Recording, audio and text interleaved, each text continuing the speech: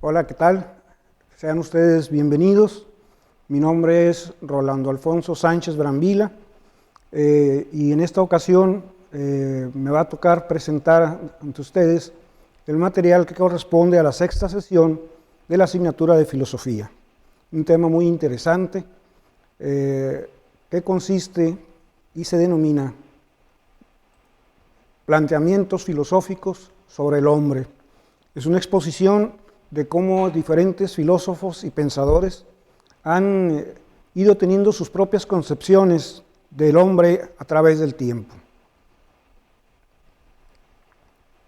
El primero que vamos a hablar se trata de Sófocles. En la diapositiva incluyo las fechas de su nacimiento y su defunción y el lugar de donde es oriundo, para ubicarlos y contextualizarlos en el tiempo y el espacio. Sófocles en realidad no es un filósofo, él es un dramaturgo, sabio y pensador griego, que se distinguió principalmente por la calidad de los dramas que escribió. Particularmente escribió tragedias. En el drama griego clásico existen dos géneros, la comedia y la tragedia, y siendo esta segunda el género serio. Sófocles se sabe que escribió más de 123 obras, todas premiadas, en comparación de Esquilo, que lo superó en cantidad, mas no en calidad. Y se considera a Sófocles miembro de este distinguido grupo de hombres por el tema que escogió en sus obras, en sus tragedias. Son conocidas solamente muy pocas completas, pero la más famosa sin duda es Edipo. En Edipo trata el asunto de que este hombre, Edipo, que va a ser rey, nace bajo un augurio nefasto. Su padre es advertido y para evitar el daño que augura ese mal que le pesa, decide deshacerse de él y lo manda con un esbirro a que se aleje. El caso es que dentro de la trama, al final de cuentas, el destino se cumple. Edipo vuelve y causa realmente la muerte de su madre, de su padre primeramente, y el pesar de su pueblo. Al final de cuentas hace un soliloquio, una reflexión, en donde precisamente esos son los planteamientos. Es decir, cuando Edipo pretende o se pretende que Edipo no cumpla con su destino, precisamente se provoca que se cumpla. Y ese es el planteamiento. ¿Es el hombre el objeto o es el hacedor de su propio destino? A continuación, muy cerca en tiempo, Sócrates. Sócrates es muy amplia su obra, pero desgraciadamente él no parece que se haya ocupado en escribir sus enseñanzas. Se les conoce por citas y reflexiones de sus discípulos, particularmente de Platón. Él, entre sus planteamientos, son muchos, pero respecto al hombre, él se plantea: ¿es el hombre bueno o malo? Es decir, ¿nace bueno y se vuelve malo? ¿O al contrario, es malo y finalmente eso se vuelve bueno? Y entonces lo lleva a la reflexión del conocimiento. Es decir, el hombre nace conociendo y entonces encuentra la reflexión sobre lo que es la virtud y el vicio.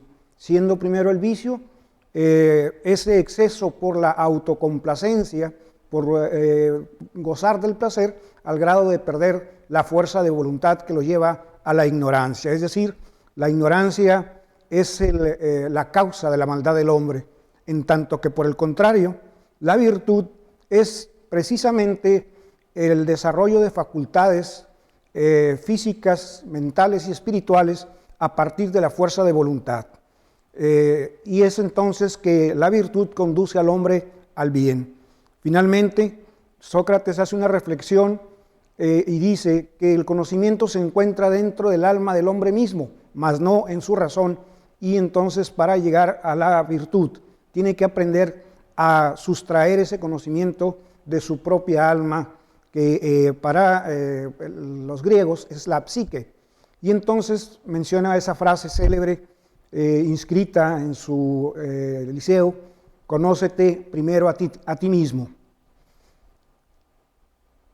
Finalmente cabe señalar que Sócrates es acusado por los sofistas, unos gobernantes demagogos en Grecia, y desesperado Platón trata de salvar a su maestro, siendo que el padre de Platón es uno de los sofistas. Pero Platón trata de liberarlo y soborna a los guardias, y cuando llega con su maestro, Sócrates se niega. Dice que huir sería tanto como conceder la razón a los sofistas, que él no teme morir porque lo hace en busca de la virtud y la verdad.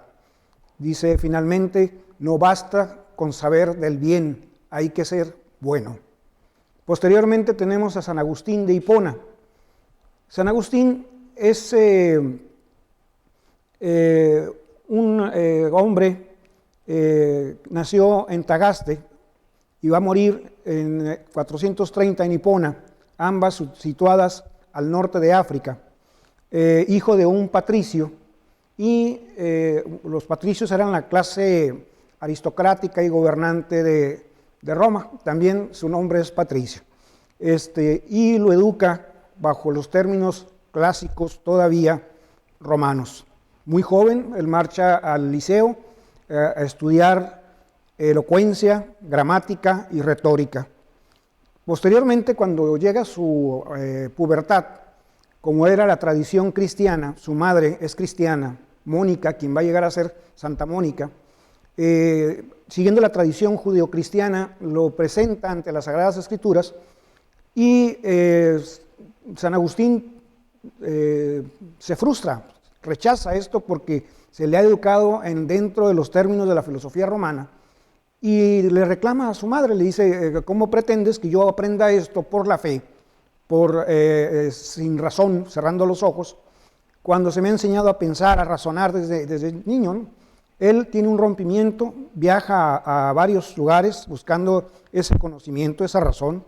Va a Madaura, a Cartago, a Roma y finalmente a Milán, en donde conoce a San Ambrosio, el obispo de esa ciudad, quien es un maestro en retórica, y él lo desafía en un principio y acaba por encantarse con él, con quedar fascinado, y aprende de él. Finalmente se convierte en su discípulo, abraza el cristianismo, y finalmente el mismo Ambrosio le va a decir, lo va a despedir, le dice: eres un desperdicio aquí, vete a Hipona y predica allá. El tema de su prédica, de sus estudios filosóficos, fue cuál es la sustancia del mal, porque para él hay cierta aparente contradicción, pues si todo es creado por Dios, todo es presencia de Dios. A este panteísmo no choca con el averroísmo cristiano, en el sentido de que si es obra de Dios el mal, pues entonces el mal también es Dios, y eso no lo puede aceptar porque para él Dios es bueno.